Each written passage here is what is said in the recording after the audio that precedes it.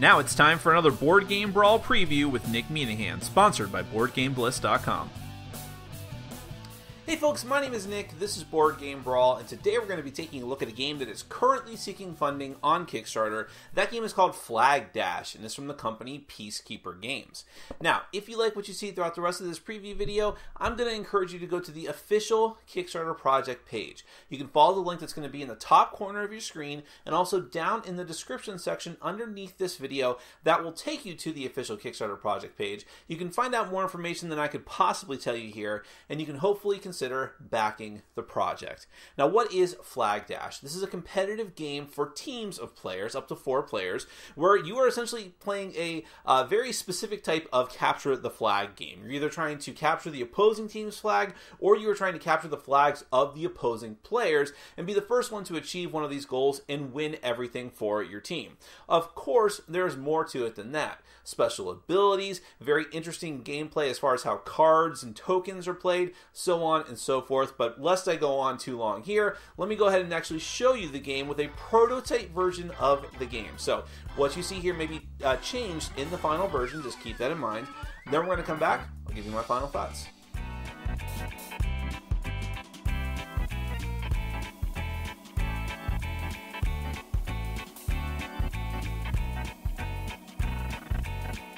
Flag Dash is a competitive game of capture the flag for 2 teams, playable with up to 4 players. The game will play slightly differently depending on whether you have 2, 3, or 4 players, but most of the things are the same, including how you win. There are 2 goals in the game, and the first team to achieve one of these goals will win the game. First, if you can grab the opposing team's flag and bring it into your own team's territory, you'll win. Second, if one of the runners on your team is able to collect a character flag from each of the 3 opposing characters, you'll also win. Set up the board similar to what is shown here, although you can customize it as long as all players agree. Each side of the board is considered the territory of one of the teams. Each side will have a defender sticking close to the team flag and protecting it, and 2 runners, ready to make a break for it and capture either the team flag or character flags. All pieces and terrain are at equal distance relative to each team. Speaking of terrain, there are 2 main types. Walls simply prevent movement through them. You have to go around. Tunnels are connected to each other around the board. Move through one, you'll come out in another of your choice, though you can't bring a team flag into one. This doesn't count as an extra move, you'll bump anyone blocking it out of the way, and you can only move via tunnel once per move. Each team gets up to 2 screens to keep your stuff behind, a set of priority tokens, and a set of basic action cards. One team also randomly gets the tiebreaker token. We'll get back to all of this later. Each team chooses 3 characters. They are double-sided. On one side, the character will be considered a runner, of which you'll need 2. On the other side, there will be a defender, of which you'll need 1. Each character has 2 spots for their character flags of a particular color. Runners have 3 extra spots to store the flags of opposing characters that they capture. Runners are also the only characters that can use special abilities. These will give you either bonus tokens or extra action cards. For example, the Pilates Ninja gets 2 spy tokens, and you can use them to get a sneak peek at a selected opposing action.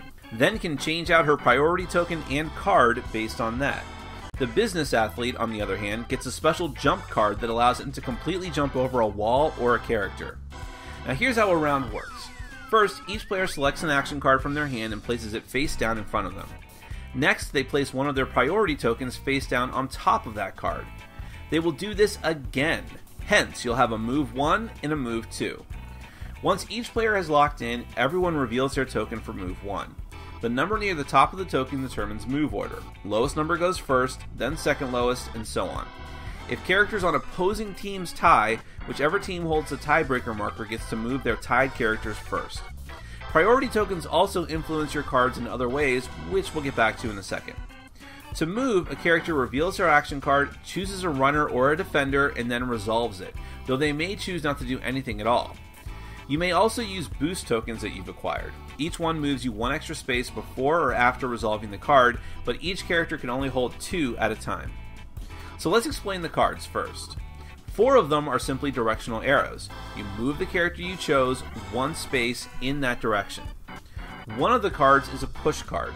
You can push an orthogonally adjacent character, including your own teammates, 2 spaces in any orthogonal direction. If they had the team flag, it drops in their previously occupied space. Another card is the flag card. If you're one space away from the opposing team flag, you take it, even if it's being held by someone else. You can also pass it off in the same way, or drop it. Finally, you can take a character flag from an adjacent opponent with this same action. You can never take your own flags with this action, however. Lastly, there's the copy card, which simply copies another card that you played this turn. How your card is played is also modified by the priority token that you played.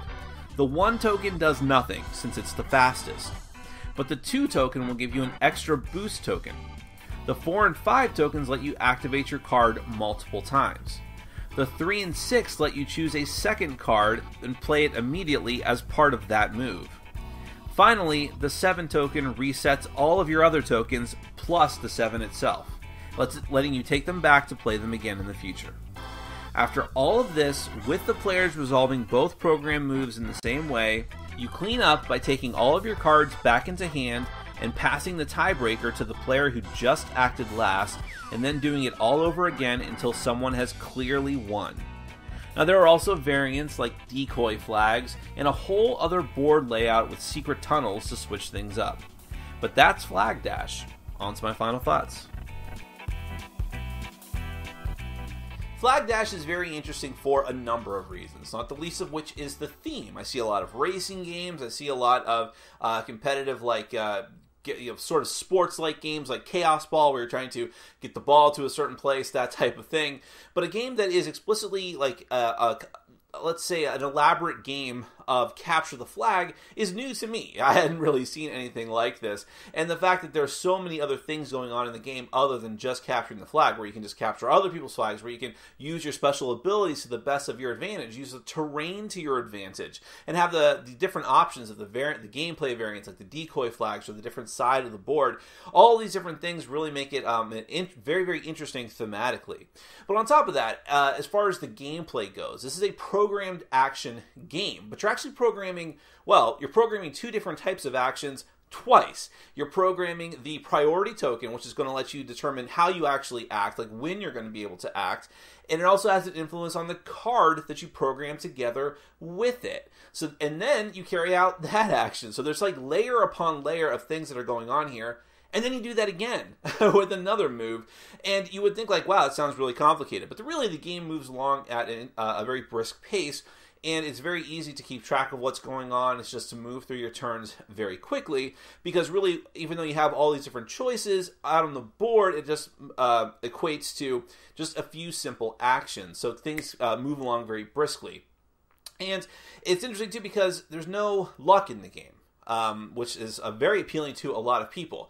There's no rolling a bunch of dice to see if you're able to move. It's just, okay, I can move now because I have these cards. I'm going to use this priority token. I'm going to hope. The only luck is, hoping that your opponents do something that you're planning on them doing, and hoping that it works out for you. And you have to very carefully conserve your actions, because otherwise you're going to put yourself in a position where, I've used all my priority tokens, now I have to reset, now I might be screwed out of an action for the turn, or out of a move for the turn. And just figuring out the best way to do those at the best time, getting into the head of the opposing team players and trying to outwit them, that's a lot of the strategy that is in the game. So when you mix those types of elements with the programming, the deterministic actions, together with the theme of the game and the speed of the game, it's much more accessible than a game that typically has those types of mechanisms. And it's easily a game that families could enjoy, people of all ages, casual gamers, but also gamers who are more hardcore, who like programming their actions and having a strategy and working towards it and working together with other people on a team. So if you fall into one of those categories, you should definitely check out the official Kickstarter project page and find out even more than I could possibly tell you here. There's going to be a link up in the top corner of your screen, as well as down in the description section underneath this video. Those links will take you to the page, find out more, and hopefully consider backing the project. That is Flag Dash from Peacekeeper Games. Thank you so much for watching this video. Take care. Thanks for watching. Follow us on Facebook, Twitter, and Patreon. And make sure to check out our sponsor, Board Game Bliss, where you can find an amazing selection of games from around the world. BoardGameBliss.com. Thanks for your support.